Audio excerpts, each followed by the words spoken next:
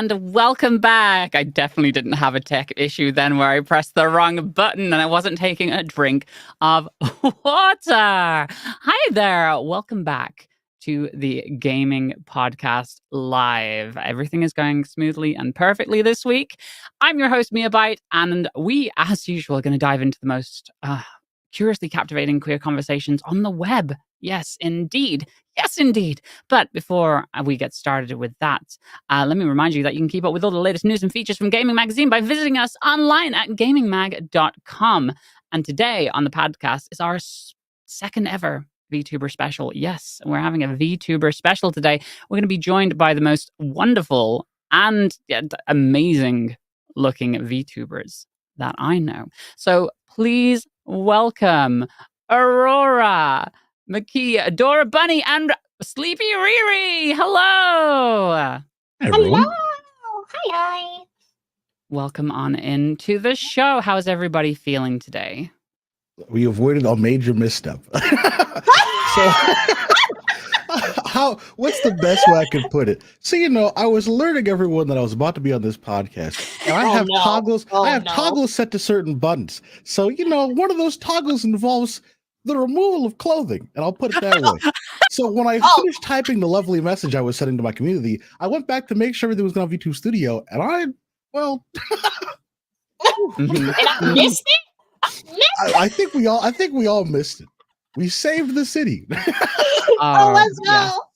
Yeah. I can already tell that today is going to be absolutely fire. It's gonna be fantastic. I also had a problem. I was telling Aurora that I constantly do this. I have weird muscle memory, so I was trying to tell my community that the Gaming Mag podcast was live, and I have to write in like twitch.tv/Gaming Mag. My fingers don't do that. Anytime I go to type twitch.tv, I automatically put my own channel in there. Ooh. And I just posted to my community that I was live on my own channel rather than in the gaming channel. So yeah, I did the thing that I said I wasn't going to do, that I literally talked about 20 minutes ago. So Literally. That was fun.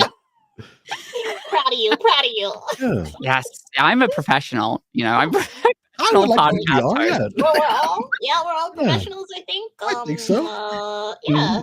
Right. Adora, how are you feeling today? I am here. That's all that matters, right? Okay, yeah, no. Well, we like our guests to feel a little bit better than just existing, but we're going to try and change that over the course of the next hour. Then you're going to leave here feeling refreshed. It's going to be like a spa day. It's going to be amazing. It's going to be great. I do love a spa day. Self-care, self-love. Okay. Yeah. So again, massive welcome to the podcast, and thank you all for taking the time today. We really appreciate that.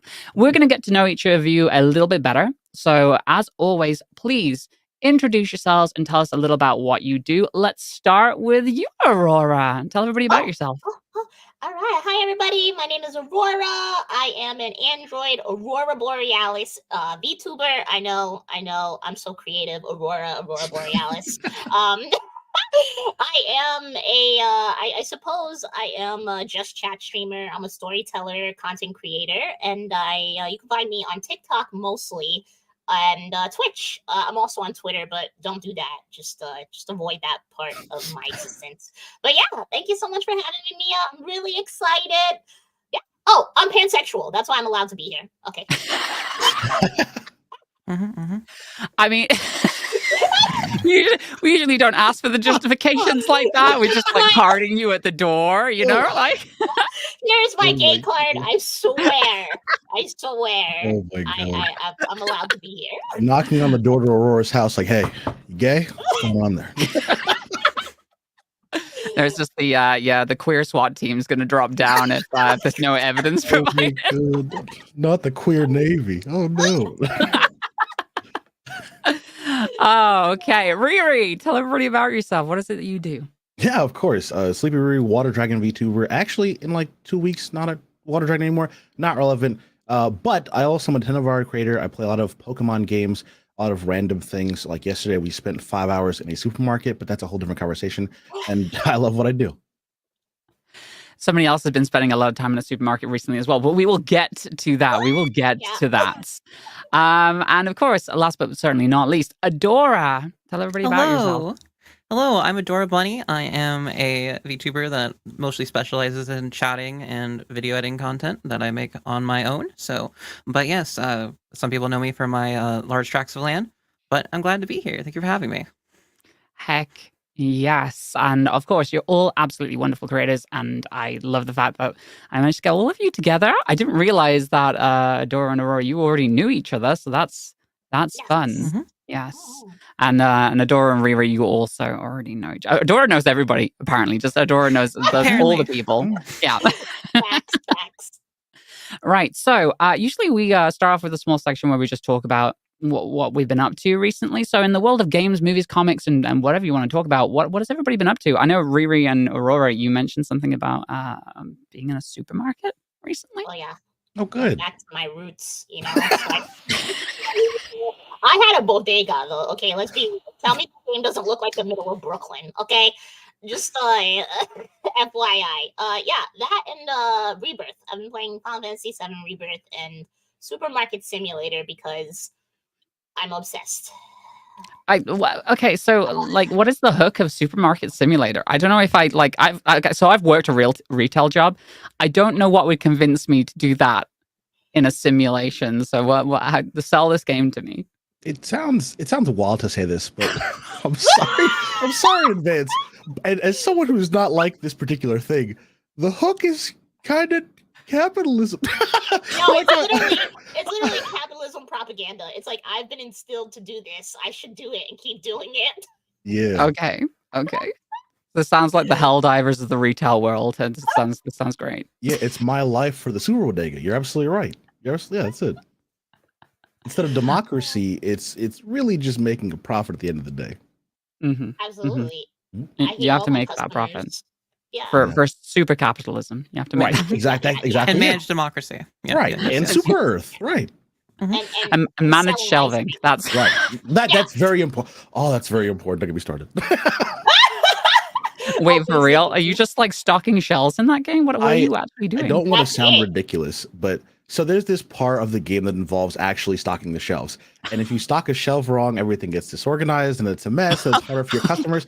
There are, I'm going to sound ridiculous, but there is a package of like rice that you have to put on the shelves and it just barely doesn't fit. And if you put too much on the shelf, one rice goes on the other shelf and you don't have room for the chocolate milk. And see what I mean? You see what's happening to me already? Wait. They literally can't find it either. Customers will be confused when it's right there because they're like, the cereal wasn't with the cereal, so I couldn't find it. And I'm like, girl, you see what I'm saying?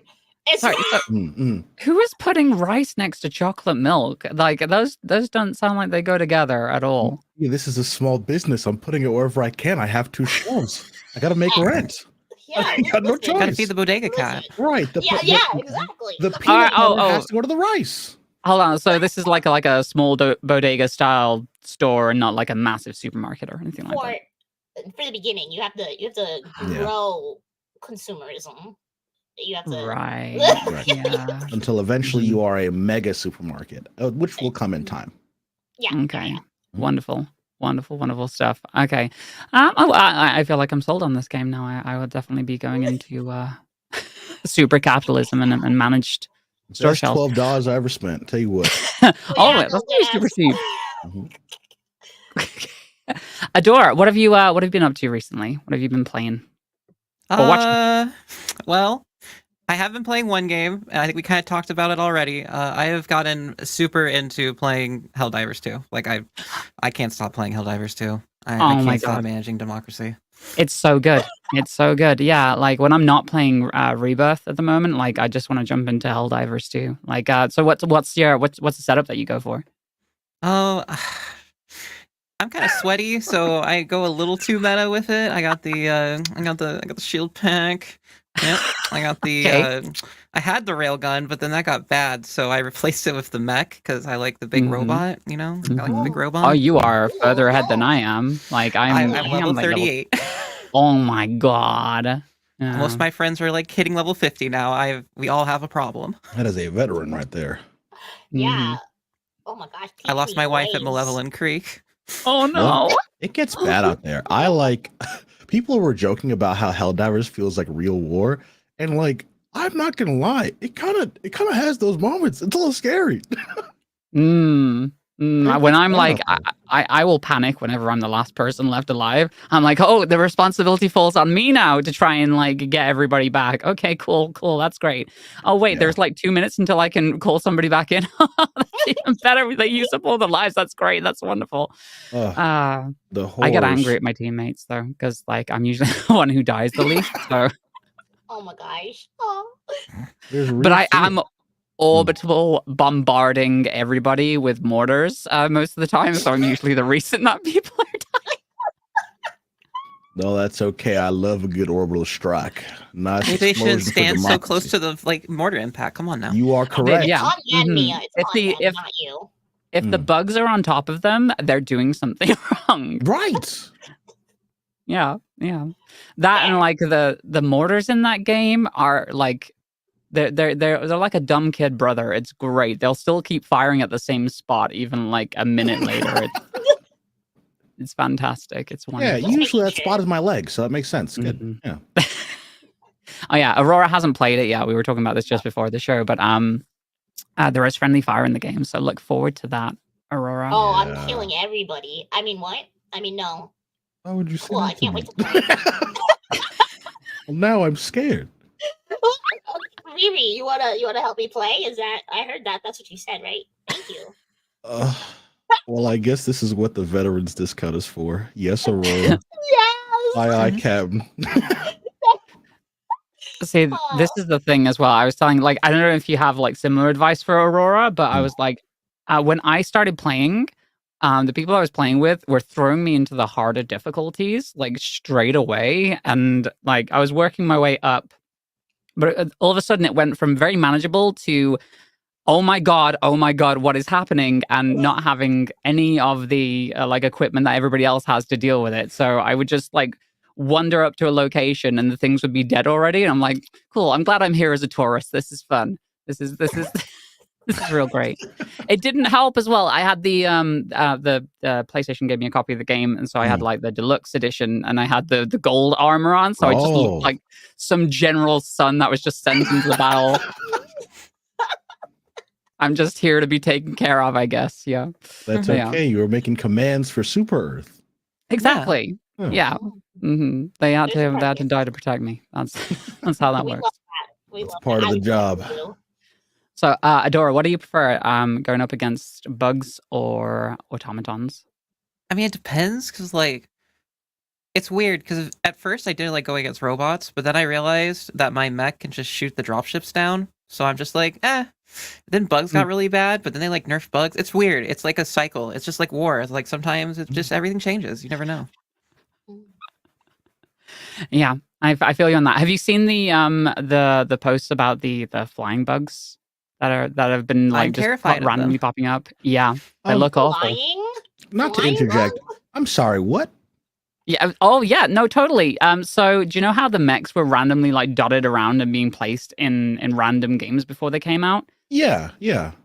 So the same things are happening now with like flying bugs. There's apparently just in certain missions, flying bugs are just popping up before they become things. Which, it's great. That's okay. I play like an engineer type class though, so I'm going for like just automated turrets everywhere, so they'll take care of that for me, no doubt. Ooh, I'm so excited to now have to look up. You know, gamers don't do that, to be fair. Gamers do not do that. We're just like dogs. We can't look up. It's hard, yeah. It's why I suck at Zelda games. I just never look up. And they're like, that's the puzzle solution. You have to look up. I'm like, I want to look up. Oh, wait, bad timing. Can dogs not look? It's that's a Shaun of the Dead reference. I don't know if you've seen Shaun of the Dead. I've not, actually. That's why I was surprised. I'm like, all this time? Dogs can definitely. Okay, I feel a lot better now. I was going to tell those poor guys, they'll never see the sky. So messed up. Or you. They got to look up to you, homie. I was going to have to go around my neighborhood holding up dogs so they can see the sky. Would have felt bad. Chad is saying that pigs actually can't look up, though, and I guess they don't. Wait, what? Yeah. No. Wait, is that true? What? Can pigs not look up? Surely not. Chat, stop playing. Do they not? I mean, I guess the neck is kind of like short, right? I guess in theory. Yeah. Oh, God. Interesting. I could have sworn, like, when I watched the movie Babe, though, Babe looked up. I guess. Oh, Babe CGI? He's special. Yeah, he's a CGI character. Gaslighting you. Yeah. Yeah, Babe is makes gaslighting sense. Charlotte. Gaslighting. Oh God, the pigs have never seen a sunrise. Oh, this is so sad. That is, yeah. Damn. Ugh. I'm so sad Yeah. right now. I didn't Messed expect up. to be gaslighted by the Babe movie, but Yeah, here we are.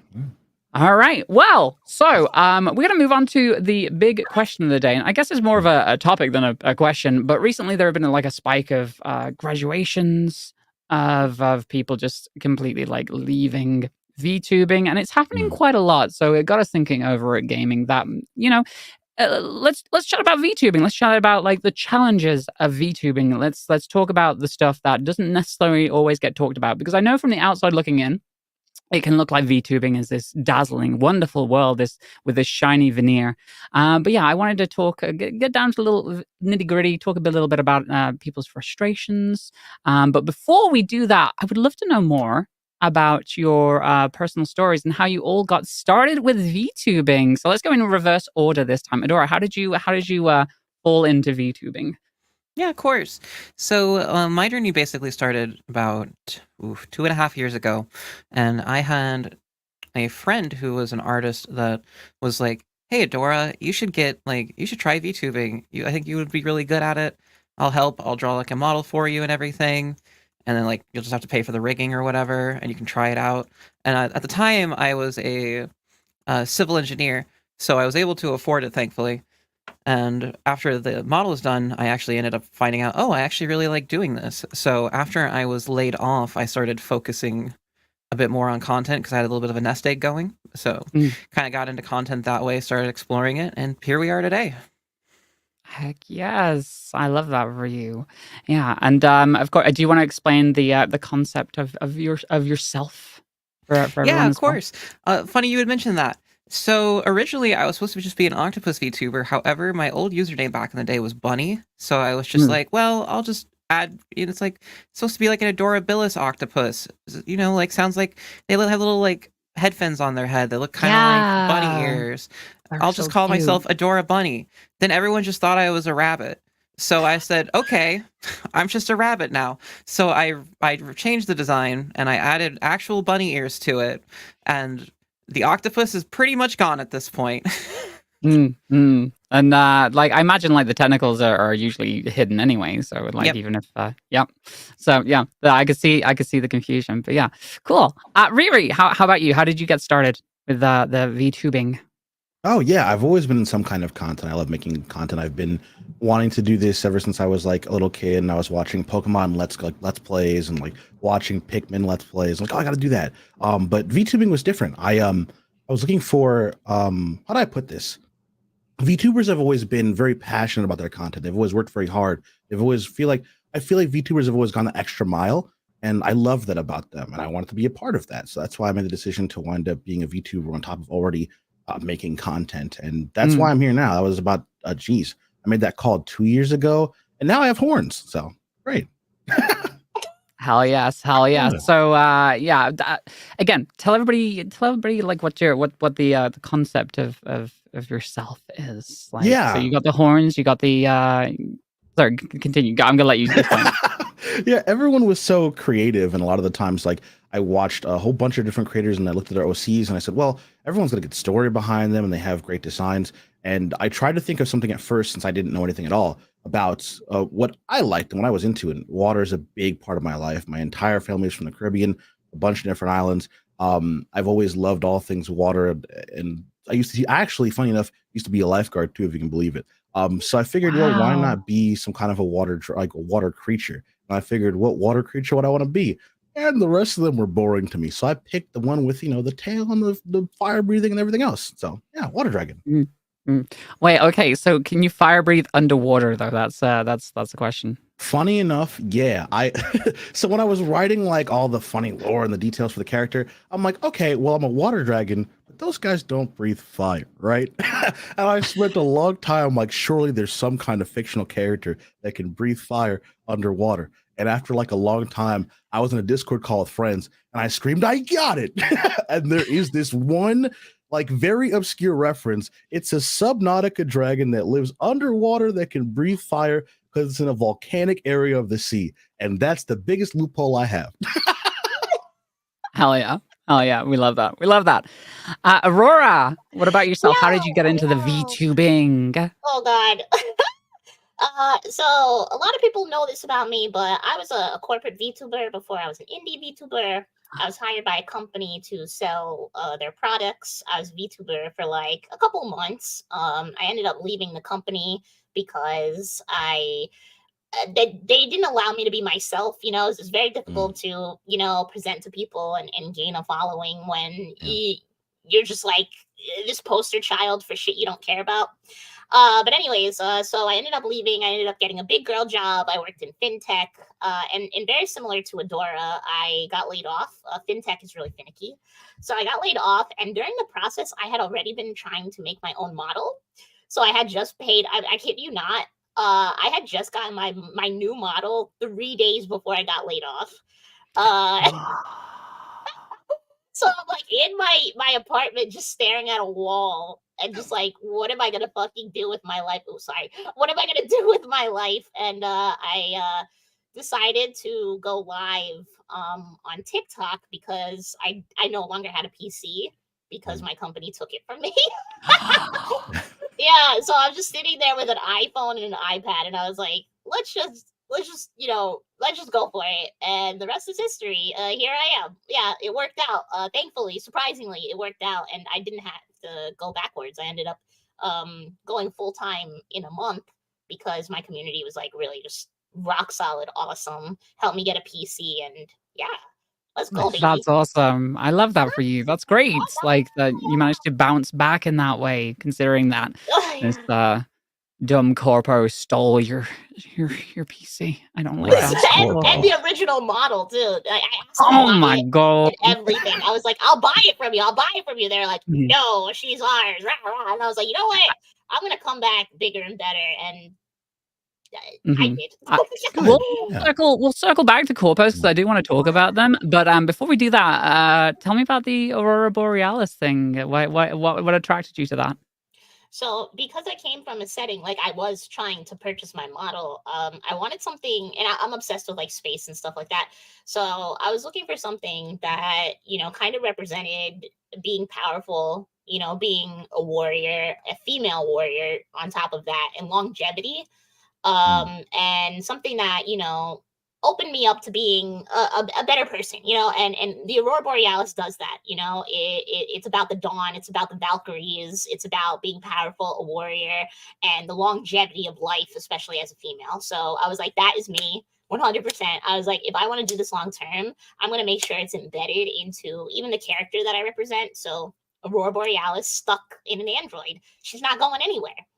I love that. I love the deeper meaning as well, because like I don't know about you, but like when I came up with like the lore for my personal VTuber stuff, like I racked my brain for a long time, but I never had anything that was like, oh yeah, this is a representation of this, and it's like, oh god, this has a lot more deeper meaning. So I'm pretty impressed by your. Thank That's you. what that means. That's great. It's circling easy. back. Sorry, go on. Oh no! I was gonna make a joke. Like it's easy when you're unemployed to think about cool things. So true. So true. You have so much time. Yep. Sorry. Go ahead. Yes, yeah. If you can tear yourself away from the abyss, right. So, circling back to corpos, though, what is everybody's opinion on companies, like VTuber companies? How do you feel about them in general? Do you feel they're a net positive? Do you feel that they're all around good? Do you feel like there are negatives about it? And obviously, you don't have to name names here. We're not necessarily going to do that. But how generally do you feel about them? Aurora, I'll ask you, considering that you were with a company. Right. So listen, I think VTubing as a whole is just another form of content creation.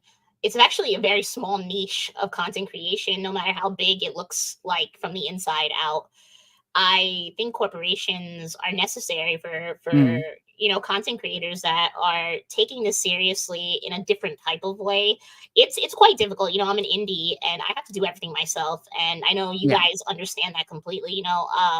Until you make it at a certain level, you're your own editor, you're your own PR coach, you're everything.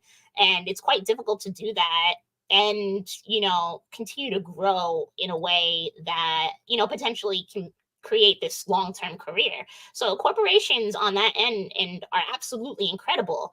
But because VTubing is such a niche, because VTubing is generally very new, you have these companies who have no idea how to navigate this type of content creation. VTubers have this parasocial network that does connect to them as content creators. It almost reflects what a voice actor goes through. They're a character, they're this person, and they could be villainized, they could be heroic just based on the character that they play. And this is very much like VTubing. So you have these companies that don't understand that structure. They don't know how to, represent that in the media, and they take advantage of the human beings that happen to be on the other side.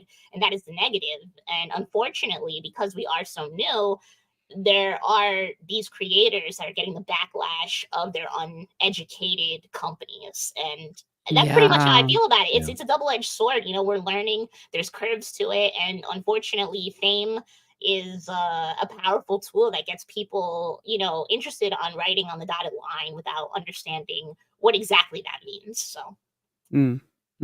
That's interesting. So I'm not I don't know that much because I've always been indie, and I've done just streaming for ages since I even turned to VTubing. With companies, do they? Because I know this might be like a misnomer, but I'm under the influence that they take most of the profits as well, like in terms of cuts. I feel like, yeah. I mean, in general, again, like I said, VTubing is very different than getting a manager for being a social media content creator. And I think every company is different. But yeah, they're going to take a brunt. I mean, coming from my company, I was actually not paid the fees that I made streaming. I was given a paycheck. I was on payroll in the same way their accountant was on payroll. And then I made a percentage of the subs, donations. I was, my sales, I worked for a company that was doing sales for products. So I made a percentage of whatever they purchased. But yeah, I was working off of getting, an annual salary. So the only difference was that I had one of my really good friends is a manager. So, we were in LA at the time, and she was able to look at all this. I got a pretty good deal because I had someone next to me who knew what they were doing. That's not always the case, though. Yeah, that's because from again the outside looking in, it feels like it's potentially the same kind of setup as say the idol industry in Japan, where and there are so many problems with that specific industry, and I'm assuming a lot of that transfers over to VTubing as well in terms of the amount of control that these companies have over their talent and how stringent they are on you have to toe the company line or you're out essentially. So I can see that would being a heavy issue within VTubing as well. Again, correct me if I'm wrong. Do you feel like there should be more regulation for these for this industry considering it is so new? I feel again, it's a large learning curve, and I would really love to see a company. I mean, we do have companies that have been doing this for a long time. We do have companies that do learn from their mistakes and they are growing.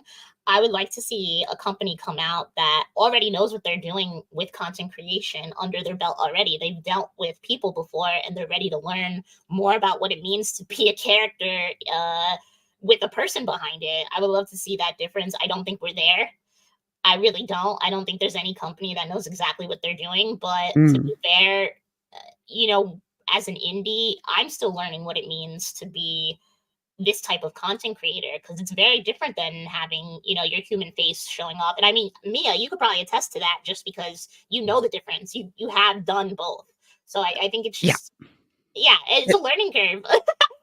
I don't know. Definitely, it's talking from personal experience. Obviously, they're a lot of people don't realize that VTubing is essentially acting, and when you're puppeteering a character, you have to make sure that you're thinking about everything that you're doing until it becomes second nature, I guess, whether or not that's the over the top gestures and it really comes down to not only the acting side of it, but also how good is your rig? How good can your rig put across the expressions that you're making, and you really have to get to grips with that and learn the best way of using it, I guess. Has anybody else like struggled with that kind of thing and the learning process?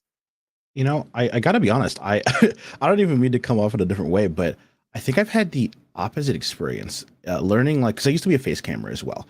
So I'm new to VTubing, but not new to streaming in general. So I had my face up for a while, and I've always heard VTubers have these conversations about like doing this or acting a certain way or saying a certain thing or making this happen to go with the bit or like those kind of things where you're playing up a character. And like, yeah, there are parts of my OC like I don't breathe fire. But other than that, I've always been so surprised because I don't do that. I don't know. The faces I make, the expressions I do. I'm thankful to work with a close friend of mine who rigs me. So like I'm very grateful for her. But like I feel like I have the opposite experience because I'm just I don't know. Maybe I'm naturally this crazy. I have no idea. But yeah. I mean, I'm very much myself, unapologetically. Yeah. But I do play off some qualities that are fun, but it definitely comes and stems from my own personality. I don't think it very much is about me when I say learning curve. I think it's more about understanding the type of audience and type of niche that you are in. And I think that's more maybe where I'm coming from. I'm not sure how you feel about that. Makes sense. Yeah. Absolutely. Yeah, that definitely makes sense. And what about yourself, Adora? Did you how do you deal with VTubing? Is it more so you see it as you're embodying a character, or is it just yourself? Like you're letting yourself shine through? Well, it kind of goes back a little bit to what you guys were talking about even before with corporate and whatnot. I know, for example, a lot of people, I have some friends who really want to go corporate, but they want to go for specific reasons that are, I would say, make a lot of sense. Because at the end of the day, it's very difficult as an independent creator to find a venue to do concerts in, for example, or produce music. Now, you can produce music to some degree, but to the level of on-stage performances and the like of that, I understand the connections of the corporate makes them more interested in that. And I've actually talked to some friends. Resources, yeah, they have the resources and the connections to get you a bit more of a mainstream musician role. So I think for people, especially that are looking into that avenue of VTubing, I definitely see corporate as the better avenue if that's what their end goal is to do, is they want to perform on stage. You can still do it as an indie, but it's a lot more difficult in that regard. And as for performing as a character, I know at least for my brand of content, at the end of the day, it's come down more to the authenticity of my streams. I try to be pretty candid on my streams. Yeah. I put myself out there, and I know as a corporate VTuber, they do that to some degree too, but there also is an element of often playing a character, but acting is just as valid of a form of performance as, impromptu or improv or any of the others. So, which is more towards what we do. So while corporate would never probably fit well for me, because that's not really my end goal to be in that sort of like idol aspect, which is what corporate typically goes for, it definitely, I see the avenue, but indie is itself its own challenges, because I've seen so many amazing corporate VTubers that respectfully could not make it as indies, but because they have the backing of a company and can now pursue the dancing, the singing, and all the other aspects to it, are shining beautifully in it. So I think it's really just a person-to-person thing. I don't think there's really a correct way to do it. And I know we like to, like, a lot of people like to like diss on the corporations and whatnot, but they vary in degrees. And the end of the day, though, there's no glass door for VTubing. We don't have a way to check. And by the time we find out how a company is, it's already too late, and they're all like 4 years in on their contracts. Yep. Exactly. We're never going to know. We're learning right now. It's going to be interesting to see how it all unfolds, Yeah, most definitely. And going back to the whole idea of like, is VTubing an act? For me, in the beginning, when I started VTubing, I definitely felt like I needed to fit like a certain stereotype of what you see with VTubing, like the bubbly personality, the over the topness, and like after a while, like I kind of guessed that I tried doing that at the beginning, then it just kind of just fell away, and I just fell back into just being myself because it was the most authentic version that I could be on camera, because I'd rather have that authentic communication with people. Not knocking anybody who does it, that's great. But like for me, it was more about that authentic communication with the audience than anything else. So yeah. Sorry, go ahead. Oh, I was agreeing. Sorry, I'm a vocal person. I'm a very vocal. Yeah. Like, I was like, yeah, hell yeah. Yeah. All right. So with VTube, obviously there was a massive boom along with streaming in general back in the 2020 with the pandemic. At this point, now that that's all died down, when it comes to VTubing, there are a lot of VTubers. There are so many VTubers. Like everywhere you look on like Twitter, I feel like I see a new VTuber every day and saying debut coming up, like, or re-debuting. Do you feel that the community is getting to be a little bit oversaturated at this point? And if so, have you felt that effects? And if not, then yeah, how do you feel about that? Anybody can jump in on this. I'll start. Oh, yeah. I'll start. I would say no. I don't think the market's oversaturated. A lot of people like to claim it is. I don't think it is, because at the end of the day, a lot of people, when they went to do it during the pandemic, had nothing else to do at the time. And unfortunately, at the end of the day, many of them either found out this wasn't for them, they weren't into the content creation sphere. Me personally, I started VTubing late 2021, so we were already starting to. The pandemic obviously never ended, but we were definitely in the wind down period, at least as a society, of the pandemic. But it wasn't until I say around 2022. So at the end of the day, my entire career as a content creator has been post-COVID. In the sense of like the pandemic times and people being stuck at home. It was, those orders were already lifted at that point when I had started. And to call it oversaturated feels disingenuous, because there's always been, if you want to see something oversaturated, go look at face cam streamers, because there's way more of them at the end of the day, because VTubing is a bottleneck. And while there are affordable ways to VTube, at the end of the day, it's way less saturated than another market, and it may be a niche, but I just don't see the take of it being oversaturated. I feel like it's just people haven't developed their niche as a creator or found a way to advertise themselves well enough to make people want to watch them. So it feels like a misnomer, because I've seen so many people growing, and at the end of the day in content, I've known people who have been doing this for 10 years and they didn't grow until like 2 years after. I mean, shoot, Mr. Beast, the greatest, like the largest YouTuber in the world, had been doing content for 14 years, and he didn't start making it until become the largest one until like 3 years ago or something, like crazily, like very recently. So it's difficult. It's a difficult path to make, and there's no trajectory to it. But to call it oversaturated feels a little silly, I guess you could say. That's understandable. Yeah, I completely agree. I think it's just VTubing is in this little bubble, and a lot of people like to claim that, you know, it's filled with so many of us, but we are a niche. We are a niche. Like, we're content creators, and we just happen to be virtual. There's so many content creators. And it's funny because I completely agree with, you know, you can be a content creator for absolutely anything. Like, I watched this guy, and I used to fall asleep to him, and he used to clean antiques. That's it. No music, just him, a camera, and the audio was him cleaning antiques. This man had 3 million followers. Like, that's amazing. What? But you wouldn't even think about that, because you're like, you see all these creators and you're like, you know, oh, because that's what I like. Oh, that's a big YouTuber. You know, that person has 2 million. That person has 3 million. Well, there are tons of them. There are tons of them. So I think oversaturation is just not a word that should describe something like this. It just doesn't make any sense. There's always going to be a lot of content creators. And my opinion is, I think everyone should try. You know, content creation doesn't have to be about being famous. It doesn't have to be about your career. I think everyone deserves to put themselves out there in a way that feels really comfortable and to save it.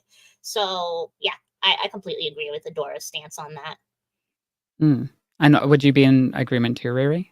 Yeah. I mean, to echo their points, I completely agree. I used to play like I used to be in orchestras, play a lot of music. And when I first started as a kid, I played for a long time.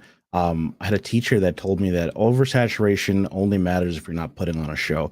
And that kind of means like, yeah, there's a million trumpet players. Like, who cares if I'm the best one, right? Like, who cares if I'm like, it doesn't matter if there's 16,000 other dudes playing saxophone. If I'm the best guy, it doesn't matter. So I think that's the same thing for VTubing and content creation in general. Oversaturation is a word that should only bother somebody if they're concerned about not being able to like stand out in the crowd. And there are plenty of amazing VTubers right now standing out in the crowd. And lots of times on social media, people worry that, oh, there's too many other VTubers, there's too many other this or that. No one will want to watch me, which is very untrue. As long as you're producing content, having fun, trying your best, and trying to make yourself original, there's still a path for you no matter what. Especially, I mean, for goodness sakes, a great example is basketball. How many basketball players there are? So no, VTubing isn't oversaturated. No. Yeah.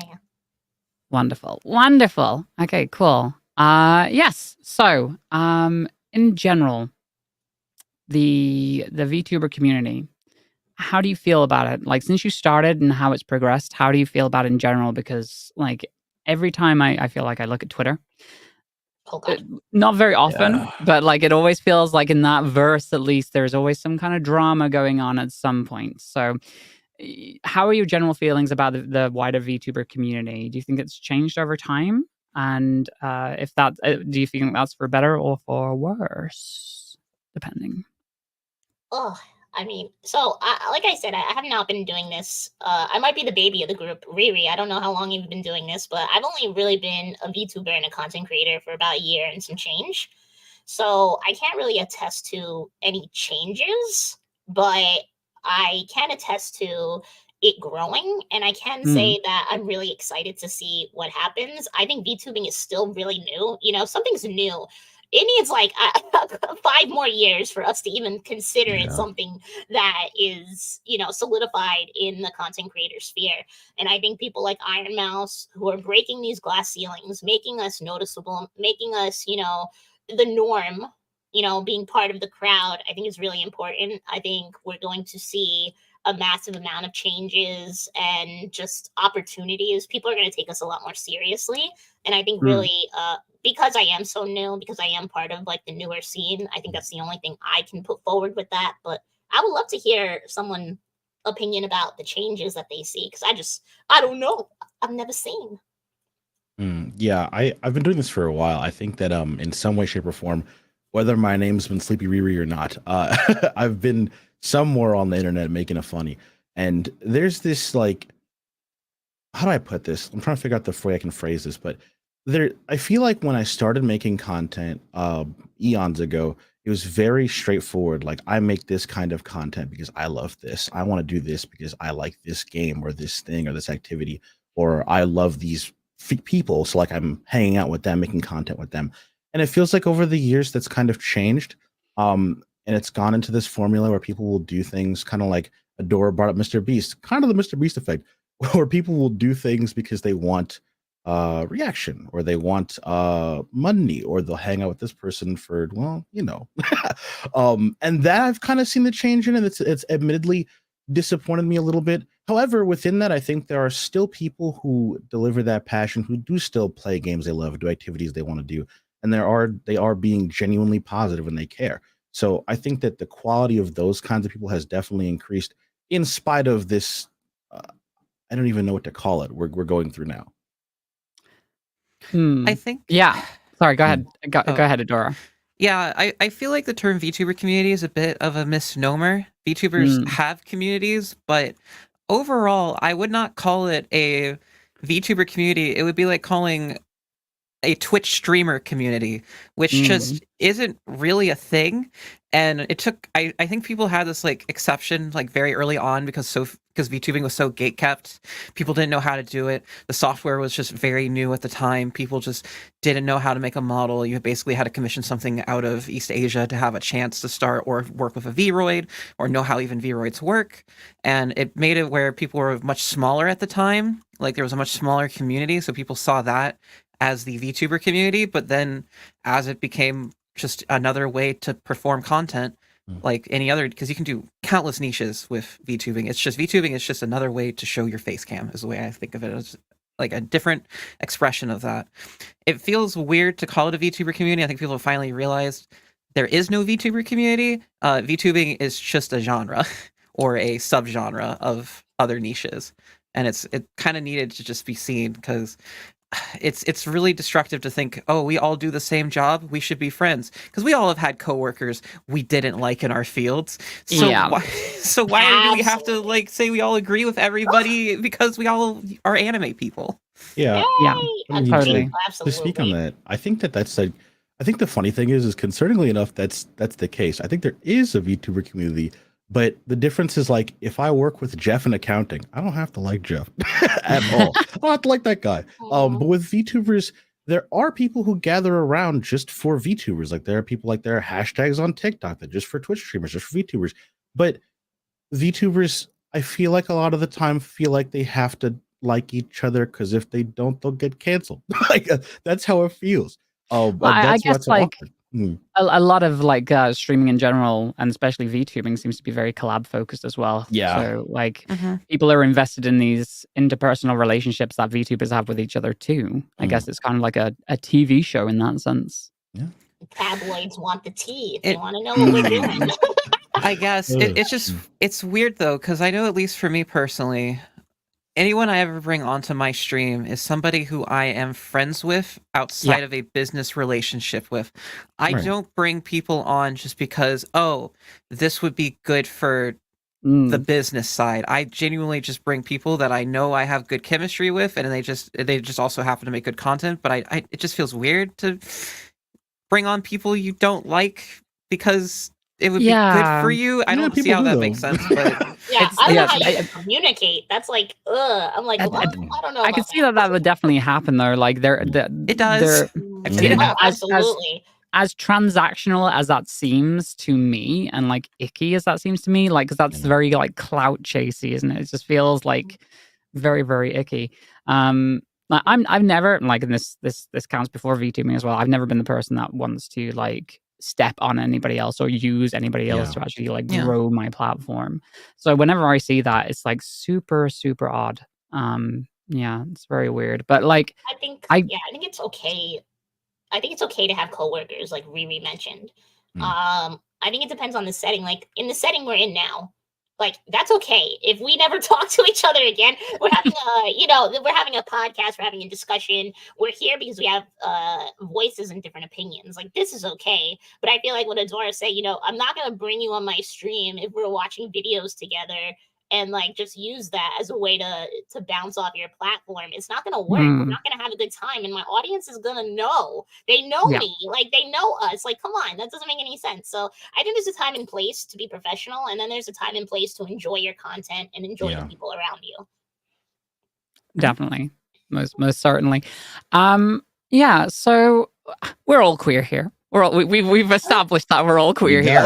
We've shown our passes. I'm allowed to be here, I swear. Yeah, I'm bisexual. I can swim in men. Yeah, I got you. So, as queer people and queer streamers, queer VTubers, do you feel that there's any kind of like pressure, considering that people have this view of VTubers, and I've seen it said before as like, oh, this is the reason that I hate VTubers, because they do this because of one like example. And it is not a representation of everybody else. But do you ever feel like a pressure as a queer person who is also a VTuber to be that good representation and role model in the streaming world or even in the VTuber world? I guess I'll start this time. For me personally, like at the end of the day, I have kind of come to it. My identity, or I guess my like sexual orientation per se, is very much not a form of my content, and it's not something like, but it's something my community knows. All my community knows I'm bisexual. I talk about how I'm attracted to women. I talk how I'm attracted to men. It's so obvious. It's not a bit at that point. They know it's not a bit, but at the same time, it feels odd to try and make it or have people see me as like this landmark. Ah, yes, she is the landmark bisexual. She is the one that is doing the cause and pulling the work. Because at the end of the day, I'm just a funny anime woman on the internet, and that's just a part of me at the end of the day. And I even know some of my community members they don't care about that part of me, and that's fine. As long as they're good people, it's whatever. And I just do my best to be the person I am and just be a good person in general. But I don't know. It's never been something that I feel pressure for. And it's definitely something that I have had to think about for a long time from my own past experiences, but in the end, it's because I don't even tag it anymore on my streams. I don't even tag it on my streams anymore. People who find out, and they know from watching me, and those are the people I want to know. Yeah, I mean that's exactly right. Like you're saying there. I mean, we don't stream because we're queer. It just happens to be a part of our identities. And I realize how ironic this is, considering that we're currently on the gaming podcast channel. But well, I do have and I think everybody deserves to stream the way they are. You should make the content that you want to. You should represent what you want to. So in my opinion is I don't think we have enough pressure.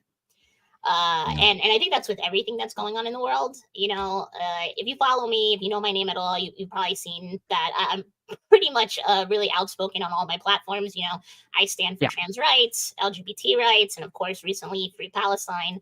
The issue, I think, with, you know, a lot of content creators is that they feel no pressure from anyone around them to stand up for what they might feel is right. And I even have like content creators, big time VTubers, big time content creators come into my DMs saying that they're afraid to stand up, that they've sat on a tweet that says like, you know, respect pronouns or trans rights or Free Palestine and sat there for hours staring at it and refusing to click the button because they were so afraid of the other people following in them or like seeing what they had to say. So, that's you know, so sad. Like yeah, that's legitimately like depressing. It is, and it's interesting because there was this tweet. I made this tweet, and it was about a certain VTuber award, and I was like, if I ever won an award like that, my speech would never be about me. It would be about you know standing up for gay rights, Black Lives Matter, so on, and I got at least for like a month berated on the internet. You know, there's YouTube videos, you can look it up. But, you know, people kept telling me that, you know, VTubing is supposed to be an escape. And while I understand that, and I do get that, and I think there's communities like Adora's community is a perfect place for that. You know, if you're looking to get away and feel really good about being with somebody who is queer and not, you know, having it pounded into your face, that's a perfect example. But for me, I think these minority groups, you know, they're not allowed to escape their realities. You know, they have hate, systemic trauma, pain, and I want to be a place that they feel comfortable knowing that I stand and fight with these issues. And, you know, a lot of people are afraid to open their mouths for people who can't. And I also got millions of DMs saying that I could have won that award if I just shut my mouth. And yeah, maybe I could have. But listen, if that delays my success, and even if it ruins my career, at the end of the day, you know, there's children dying. So that's always going to be more important to me. You know, I don't feel the pressure because I don't think there is pressure to do it, but I'm going to do it anyway. And I really hope more larger creators than who I am decide to join me, you know, find that courage if they want to, you know what I mean? If it's something that they want to do, they should not be afraid to do it.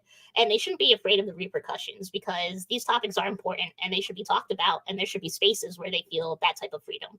So sorry, I went on a tangent, but no, that's great. I mean, like, again, it's related to the question. Like, we should like be existing in a world where people should be like encouraged to speak up for the things that they believe in and not punished for that. That's, you know, that's what it's all about, right? Yeah. And what about yourself, Riri? Do you feel there's any pressure there, or even a lack of pressure to be good representation or a role model? Yeah, quite frankly, I'm glad Aurora said it. I just feel like that's happening so much in the VTuber community. People are so afraid to say those things. And I think that I get it if you don't want to have that plastered on your social media all the time. Like, sure, I get it, fine, have that direction, but you should at least be able to stand up for what you believe in and be a pillar for those things, right? Because they're important, right? Like she just said, kids are dying, right? Those are things we should be talking about. We should be focusing on. You should be okay to do that. And another thing that Aurora said that I agree with is you can't really like, people within those situations don't get to like not deal with that anymore, right? They don't just get to turn that off, right? And I mean, just to be give an example, I don't get to be unblack. It just doesn't happen. That's not gonna happen. So of course, it's a big part of my content. Of course, like my community knows I'm pansexual, and of course, like I stand up for those things. I support those things that are part of who I am. I think they're honestly, for me personally, I feel like it's a balance of both. On one end, like I'd like them to have the opportunity to escape, but by that same token, you're not going to escape the important stuff. Well, that's the thing, isn't it? It's like escape isn't one thing, but sometimes it feels like it's another word for just like burying your head in the sand. Exactly. Yeah. You can walk around Sorry, go ahead, both. Aurora.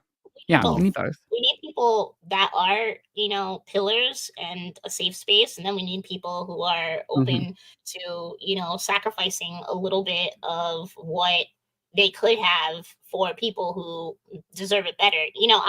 I am a white passing Spanish pansexual. Do you hear that? I am so privileged. Like, if people want to berate me, I'd rather they do that to me than to the people who are actually dealing with the actual issues every day in their life. I could be in a straight relationship and it not affect me. I could tell people that I'm light skinned and I'm not Spanish. They don't hear me speak Spanish. I could walk around looking white. So it's just important to me, at least, for me to open my mouth, because if I don't, like, who's going to? I don't know. Yeah.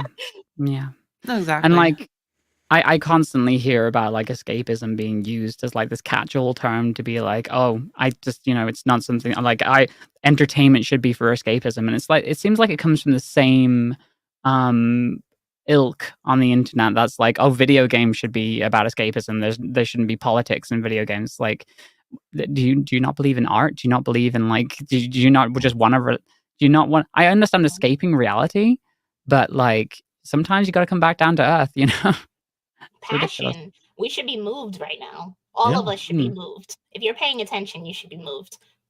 True. Yeah. I obviously, like, I'm in full agreement, and it's something that I've always been very supportive of, specifically is these issues. However, I have never really placed it in my content. I think that comes back to my old history and career in STEM, weirdly enough, as it sounds, because I'm very much always been in the mindset of experts should be the ones to speak. And it's been hard for me to ever say, well, what am I an expert in this subject to talk on it? So usually I would rather promote the voices of people. Like if Riri's talking about the Black community, I would rather promote his voice in the situation than me speak on it specifically. And there's just been very few situations where I've ever felt a need to do it, I guess you could say, because there's been no times to do it. But I have a massive respect, Aurora, for you and being willing to put up with the internet firing line, so to speak, for wanting to be so open about those topics. But I don't know, for me, at least personally, it's just been something that, while I support the issues at the end of the day, I don't feel I have anything to constructively add to it. I mean, like, so that's always the key, isn't it? Like, you want to signal boost the voices that matter, not necessarily talk over them. And that's always an important thing. I did see something come up in the chat. It's like, what if you believe in maintaining the status quo? And just to put that out there, just so I know this is off topic completely now, but if your belief is maintaining the status quo, then you're trying to maintain that certain communities are always going to be suffering, and that's not necessarily a good thing. So maybe that's something that's worth reflecting on, because the status quo might be good for you. It doesn't mean that it's good for everybody else. Just because you're having a good time doesn't mean that everybody is. And we should all be having a good time. That's right. So moving on. Do you have any personal like frustrations with VTubing that we haven't like touched upon today? Man, I just really wish I was an anime girl in real life, and it's just so hard that I wake up every day and I have skin, and God, is it painful?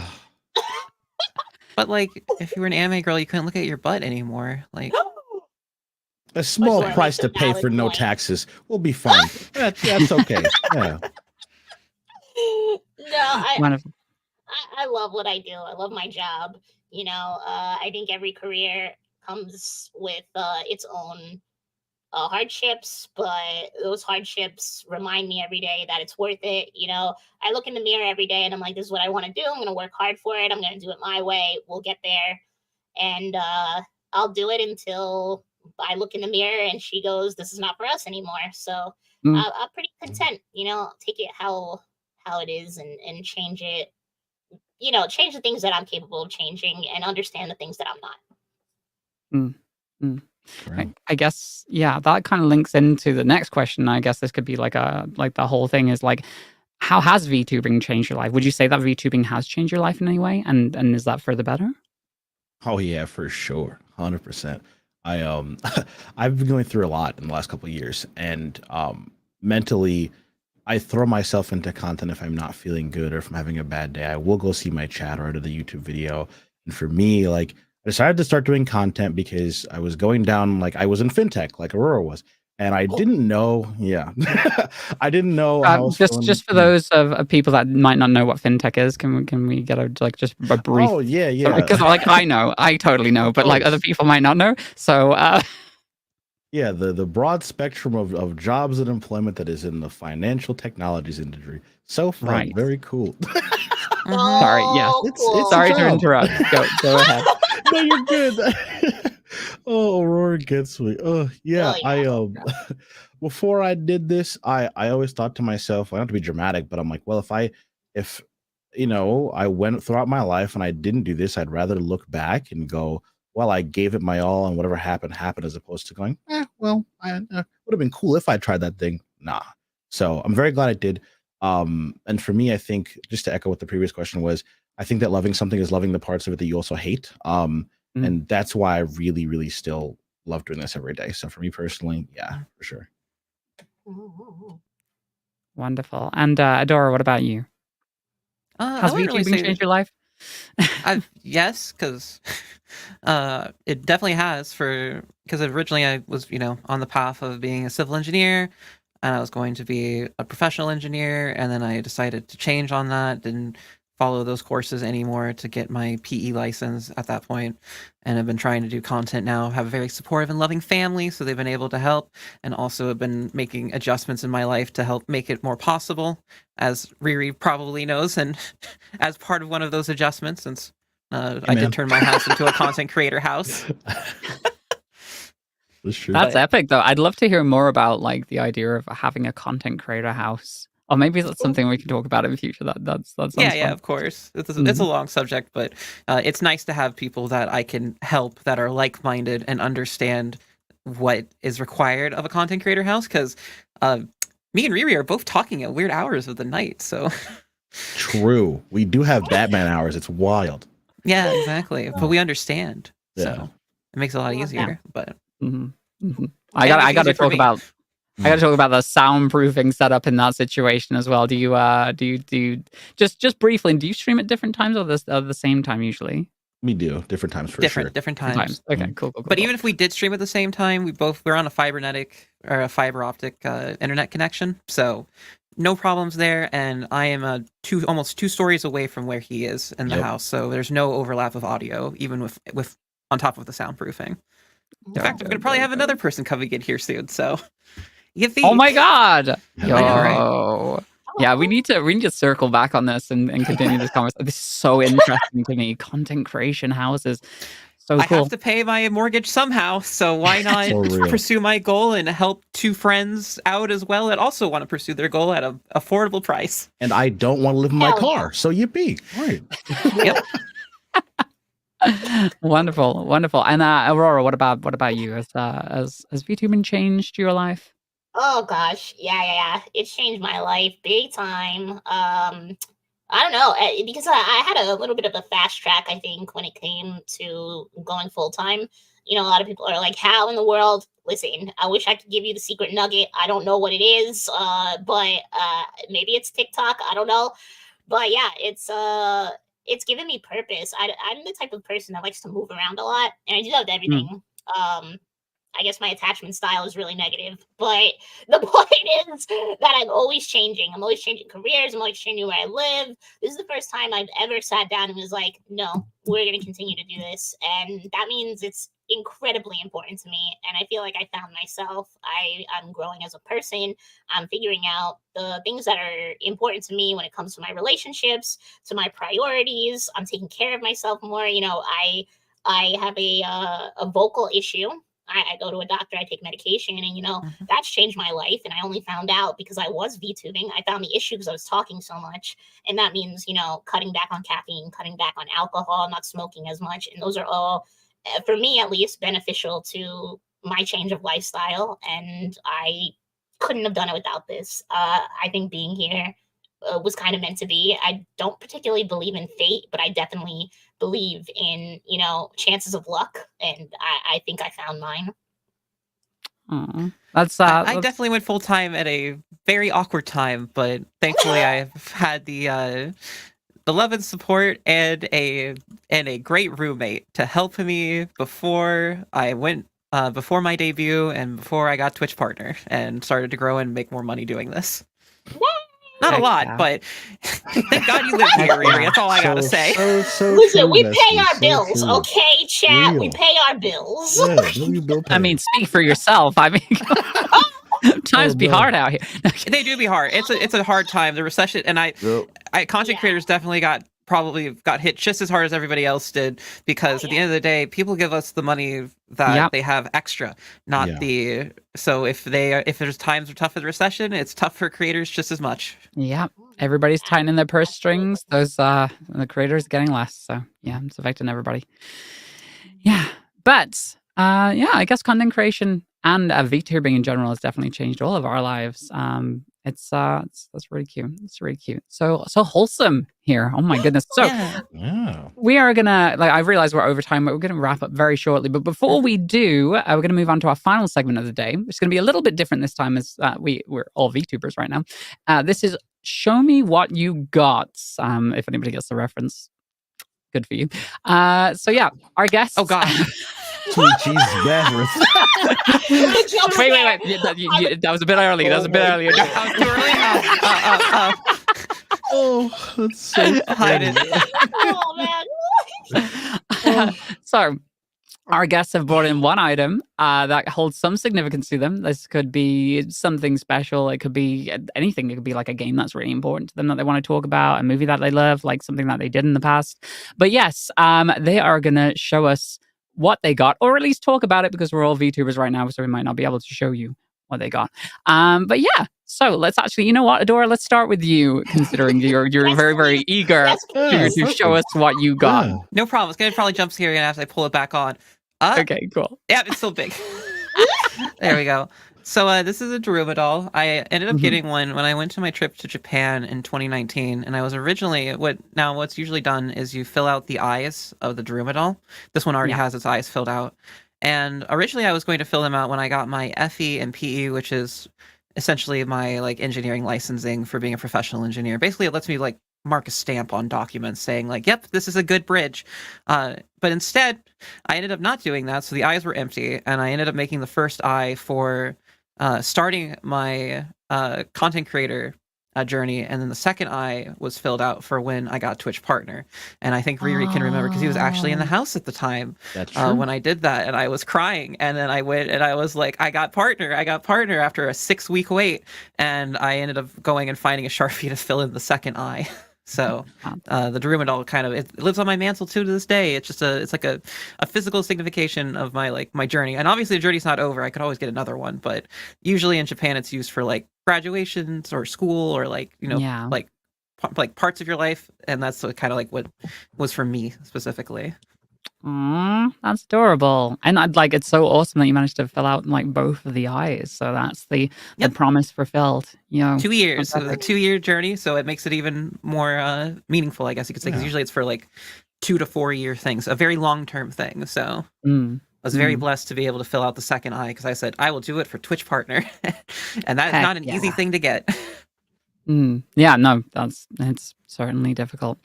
Riri, what about yourself? What have you got, or what have you brought in metaphorically today? It's actually really funny. I when I first saw the question, I'm like, what am I gonna I was scrambled a little bit. And even honestly down to the minutes before the podcast, I'm like, what am I gonna do? And I was looking around as we were talking, and I have a copy of Pokemon Alpha Sapphire on my desk, a physical copy. And it kind of made me think, because it's funny. The first time I ever thought to myself, I could do this. I could be a creator, was when I was watching a YouTuber that I really liked play through Pokemon Alpha Sapphire. And it's kind of all coming full circle, because now I'm talking about it and holding it in my hand. And I am a creator. I'm playing that game on my stream right now. I did on Friday. So it was kind of cool to see over the last 10 years where I began with the thought of maybe I could to I'm holding it in my hand now. I'm like, wow, I am doing it. Oh my God. So it's really important to me. Oh, that's actually epic. The amount of significance. Yeah. It's really cute and cool. And last but not least, Aurora, I know you sent me an image to show off with showing what you've got. So I'm going to pop this up, but feel free to explain what this is. So basically, it kind of ties into. Oh damn, we're tiny now. It basically ties in. Basically ties into me being unapologetically myself and talking about all the things that are important to me, down to LGBT rights, trans rights, free Palestine, Black creators, all that stuff. And yeah, it's really scary to put yourself out there. It's really scary to tell people, I march, I do this. This means something to me. I'm there for those bills. I'm on the front lines trying my best to be a creator that uses their platform for something more than, making content. And I think this represents, why the brunt of it is so worth of getting. I get DMs every day. I get big creators every day. I get people talking to me all the time. They're like, thank you for sticking up for us. Thank you for talking about this. Thank you for being a voice. It's 2024. I need more of you. Someone saying it's so like, I can't wait for you to get bigger and bigger so that more people can follow exactly what you're doing. And I think that's really important to me as a creator. It's the biggest thing, it outweighs any negative comment that I've ever gotten. So it changes my days every day reading all of these things. So important to me.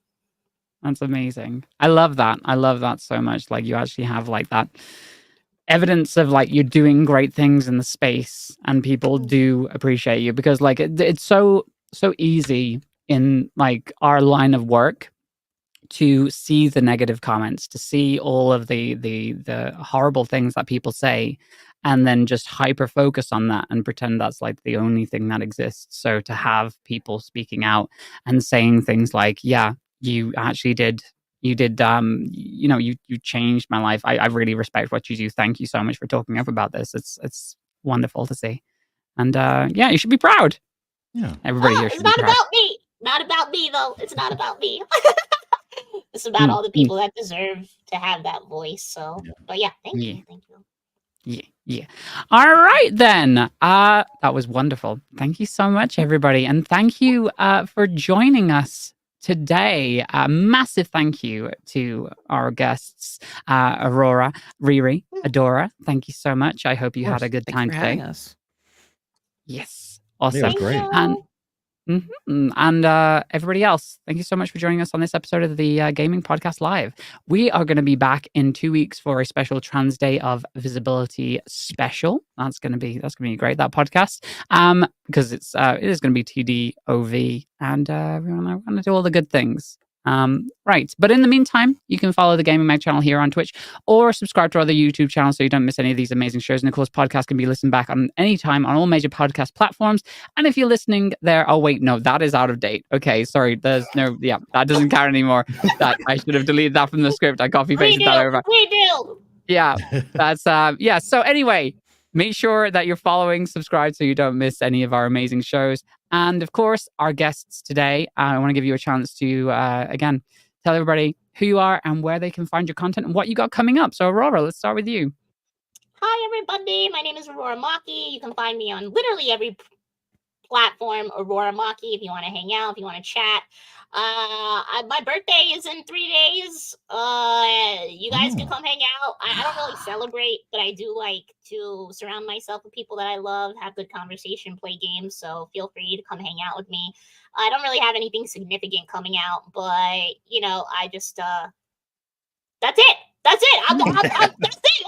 I was like, can I say more? I can't. Thank you so much, chat, for dealing with me, and I hope that whatever I said made you either feel good or feel like you can open your mouth about the things that you love. So, yeah, thanks for having me, Mia. And no problem. And happy early birthday! True. Oh my goodness. Yeah, Riri, what about yourself? What have you got coming up, and where can people find your stuff? Yeah, of course. I am Sleepy Riri everywhere, unless there are platforms where that's taken. Then I'm Awake Riri, which is very ironic because I am never awake. What do I got coming up? I am turning into a cat in 2 weeks, which the tail, the ears, everything else. Kind of losing the horn. Sad about that, but I debut at the end of the month. Heck yes, looking forward to that. That's been a long time coming, hasn't it? It really has, yeah. Yeah, that's going to be great. And Adora, what about yourself? What have you got coming up? And where can people find that? Yep. Once again, I'm Adora_Bunny. The underscore is important. I'm that on most social media. If I'm not, I'm Adora Bunny Bun. I also, I'm not trying to steal some thunder, but I also have my birthday in 3 days. Oh my god! Wait, do you have the same birthday? Oh yeah, We have the exact same birthday. do. Me and Aurora have the exact same birthday. I knew that. I messaged you that. Yes, actually, I told you that after I found out what your birthday was. But yeah, so I'll be having my birthday celebration as well in 3 days on my Twitch channel, and I will also, not to steal from Very Slender, but in I think a couple weeks in April, I will be having my business suit model debut. So hope to check me out then. For that. Oh my god! Yeah. Adora in a Sick. suit.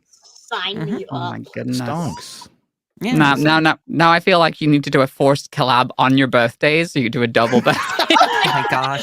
Well, we were talking about collabing, but not on our birthday. No, not on our birthdays. Yeah. But hey, Got it. I have a raid target at the very least, so There you go. No, I'm coming for you, Adora. Oh, okay. Well, we'll see who lasts longer. Yeah. Oh, hell yeah. What a great way to wrap up the podcast. Let's see who can last longer. All right. Well, until next time, don't forget to keep reading and watching Gaming Magazine. Happy St. Patrick's Day for those who celebrate. And yeah, we'll see you next time. Bye-bye for now.